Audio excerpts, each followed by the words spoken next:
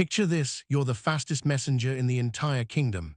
The creator of all things trusts you with the most important news humanity will ever receive. You have one job, one simple job, deliver the message, but you stop to eat berries. And because of that choice, that one moment of selfishness, death enters the world forever. This isn't just a story. This is the Zulu tale of how Chameleon's greed brought mortality to mankind, and how Python made him pay the ultimate price for it. And trust me, by the end of this story, you'll never look at a chameleon the same way again. What's up, everyone?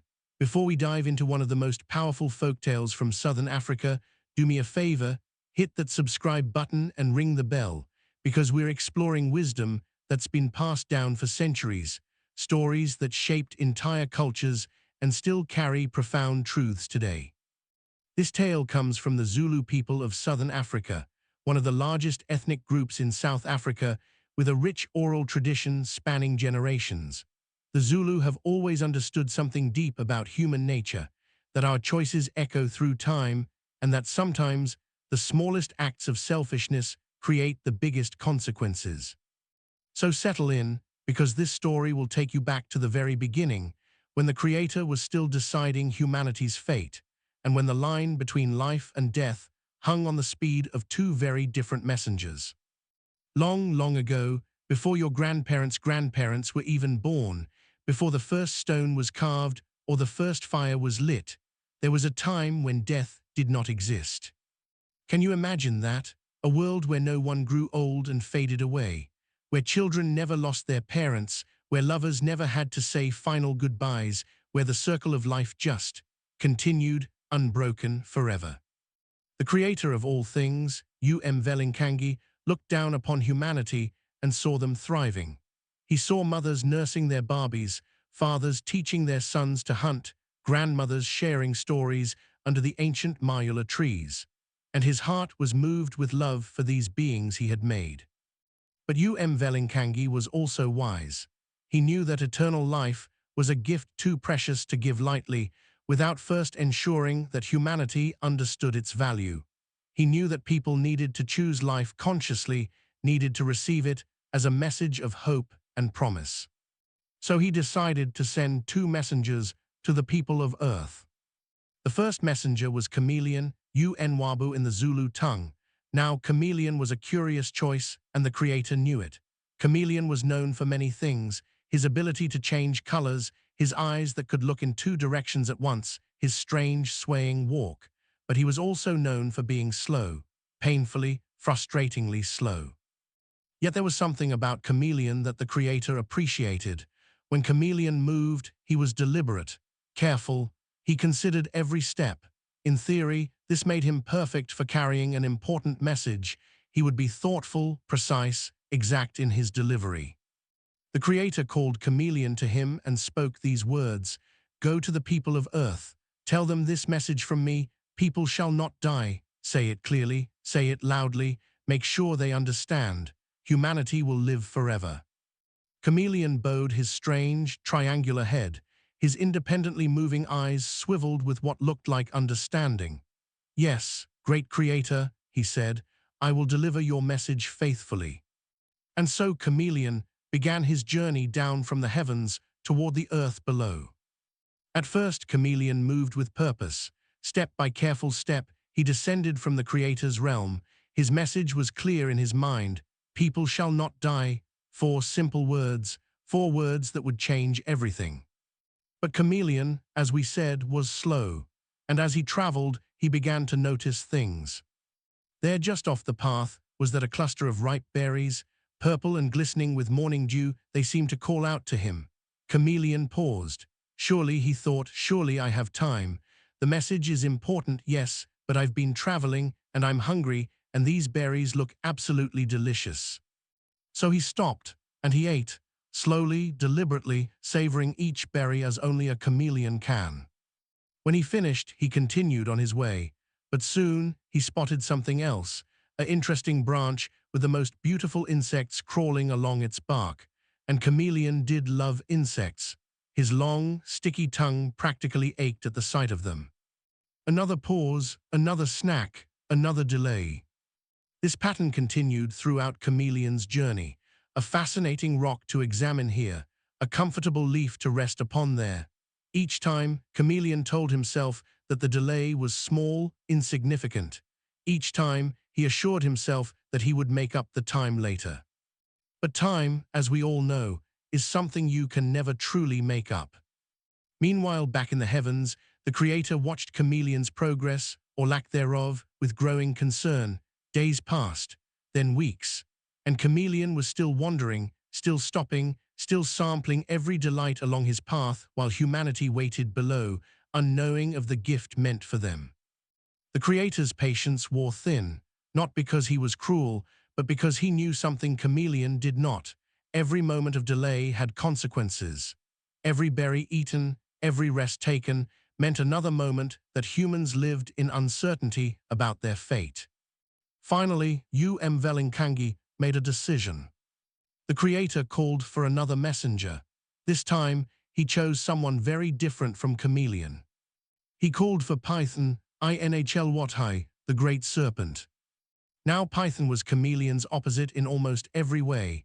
Where Chameleon was slow, Python was swift. Where Chameleon was easily distracted, Python was focused. Where Chameleon meandered, Python moved with direct, purposeful intent. But there was something else about Python. There was a hardness to him, a coldness that reflected in his unblinking eyes. Python was efficient, yes, but he lacked warmth. He lacked mercy. The creator looked at Python and felt a moment of hesitation. But Chameleon had failed in his duty, and a message needed to be delivered. So Mvelinkangi spoke. Python, I gave Chameleon a message to deliver to humanity, but he has delayed. He has let himself be distracted by pleasures and comforts along the way. So now I give you a different message to carry. Go to the people of Earth and tell them, people shall die. Python's cold eyes gleamed. Yes, great creator, he hissed, I will not fail you as Chameleon has. And true to his word, Python did not fail. He did not pause to eat. He did not stop to rest. He did not allow himself to be distracted by anything along his path. He moved like lightning across the sky, like water flowing downhill, like wind through the savanna grass. His powerful body undulated with terrible speed, carrying him down toward the world of humans. Within days, mere days compared to Chameleon's weeks of wandering, Python reached the earth. He found the people gathered in their villages, living their lives without knowledge of what awaited them. And Python delivered his message clearly and loudly, just as the Creator had instructed. Hear me, people of Earth.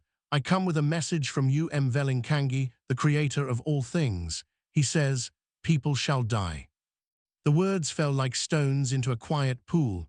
The ripples spread outward, touching every human heart with a new knowledge, a new fear. Death had entered the world. The people were confused. They were frightened.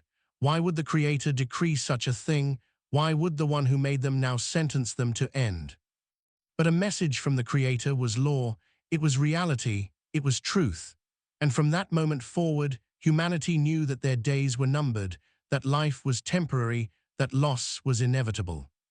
Several days after Python's announcement, when the shock was still fresh, and the mourning had already begun for what humanity had lost, Chameleon finally arrived.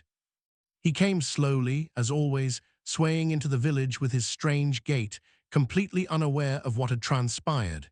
In his mind, he was still the bearer of good news, still the trusted messenger of the Creator.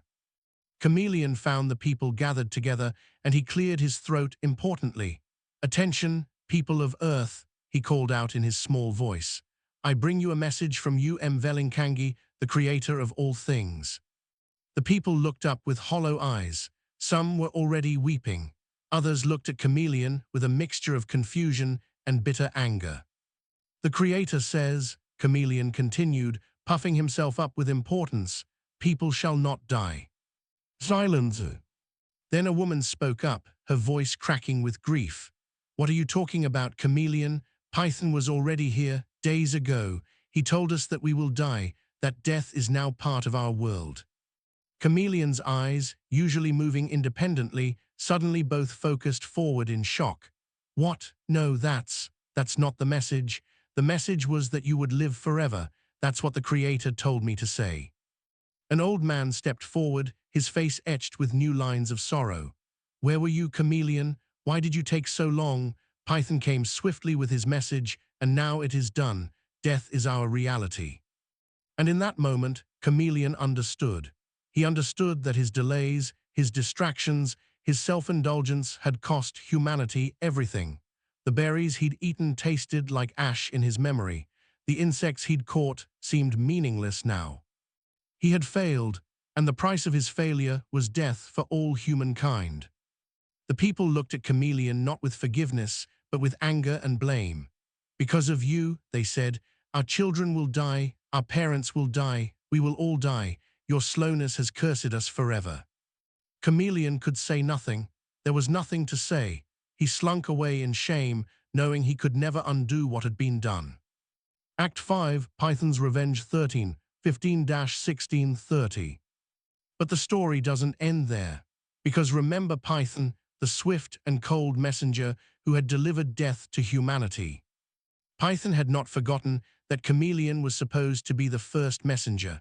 Python had not forgotten that he was called only because Chameleon had failed.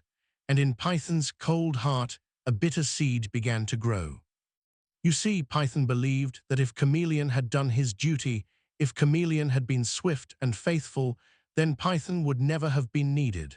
The message of life would have reached humanity first, and Python would have remained in the heavens, unnecessary.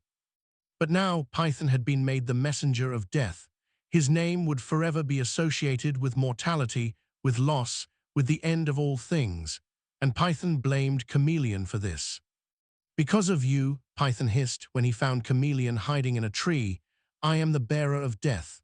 Because of your laziness, your greed, your complete failure to do what was asked of you, I carried the darkest message in all creation.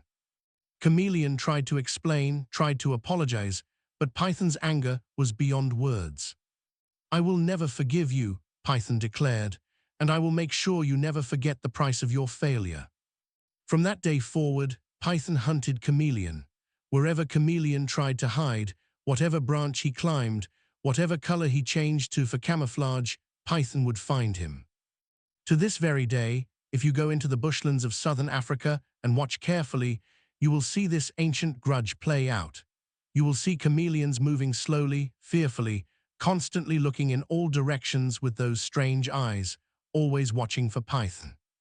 And you will see pythons hunting chameleons with particular intensity, with a focus they reserve for no other prey.